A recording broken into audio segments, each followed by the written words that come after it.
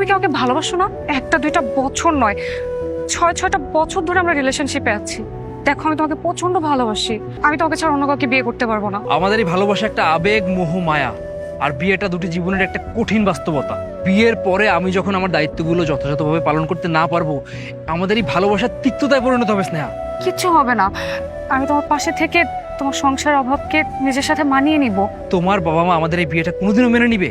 না মেনে নিলে না মানুক, কিন্তু আমি তোমাকে ছাড়া অন্য কাউকে বিয়ে করতে পারবো না। স্নেহা, আমি আবারও বলছি, আমার সঙ্গে থাকতে তোমার অনেক কষ্ট হবে। আর তোমার বাবা মার অমতে আমি বিয়ে করতে পারবো না, কারণ বাবা মার অমতে বিয়ে করে কেউ কোনোদিন সুখী হতে পারে না স্নেহা। তো তুমি আমাকে বিয়ে না করলে তার থেকেও বেশি আমার কষ্ট হবে, আমি সেটা সহ্য করতে পারবো না। প্লিজ আমার সাথে এমন করো না।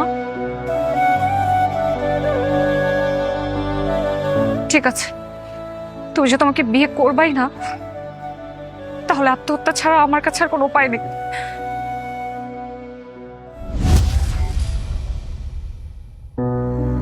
এই কথা আর কখনো বলবে না, ঠিক আছে? তুমি যদি আমাকে পেয়ে সুখী হও, আমিও তোমাকে বিয়ে করে আপন করে নিতে চাই।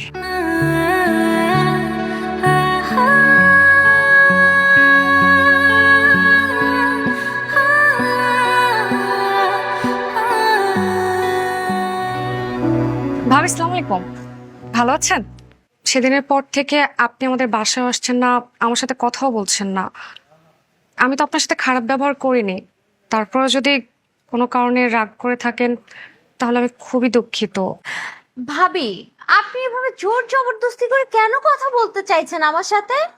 আপনার হাজবেন্ড দেখলে আবার আমাকে অপমান করবে। না না ভাবি, করবে না।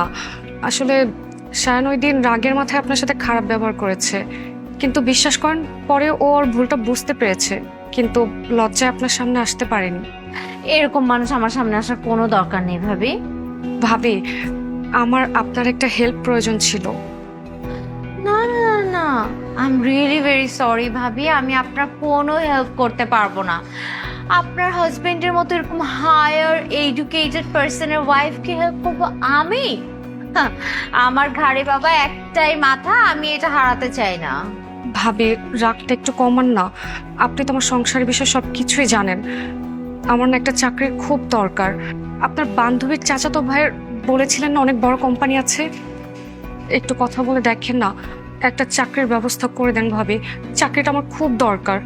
শুনেন ভাবি, কিছু মনে করবেন না, আমি চাকরি আপনাকে দিতেই পারতাম, কিন্তু আপনার হাজবেন্ডের যে অ্যাটিটিউড, ও মাই গড, উনি যদি জানতে পারে যে আমি আপনাকে চাকরি দিয়েছি, একেবারে ছাদে নিয়ে গিয়ে আমাকে ধাক্কা মেরে ফেলে দিবে, তারপর আমি মরে যাবো। ভাবি, আমি এত তাড়াতাড়ি মরতে চাই না, প্লিজ। শান জানবেই না আপনি আমাকে চাকরিটা পেতে সাহায্য করেছেন। আমি ওকে বলবো আমি নিজের যোগ্যতায় চাকরিটা পেয়েছি। প্লিজ ভাবি, আপনার রিলেটিভকে বলে আমাকে চাকরিটা ব্যবস্থা করে দেন না, আমার খুব দরকার। প্লিজ ভাবি। আচ্ছা আচ্ছা, ঠিক আছে, এইভাবে রিকোয়েস্ট করতেছেন, মানাই বা করি কিভাবে? আচ্ছা ঠিক আছে ভাবি, এক কাজ করি, আপনার যদি হাতে সময় থাকে চলেন আমরা এখন সশরীরে ওর অফিসে যাই, গিয়ে কথা বলে দেখি কোনো ব্যবস্থা করা যায় কিনা। চলুন না প্লিজ ভাবি। আসো।